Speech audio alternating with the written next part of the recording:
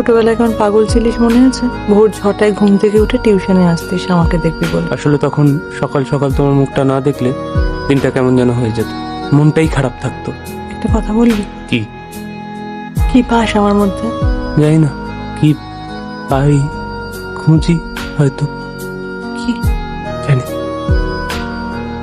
আচ্ছা, আবার নতুন করে সবকিছু শুরু করা যায় না?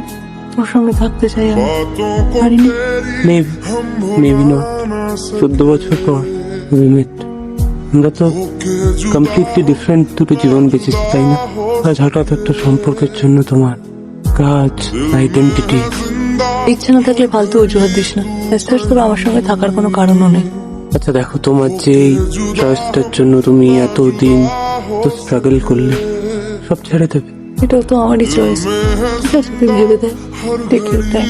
কোনো তাড়াহুড়ো নেই, জোরও নেই।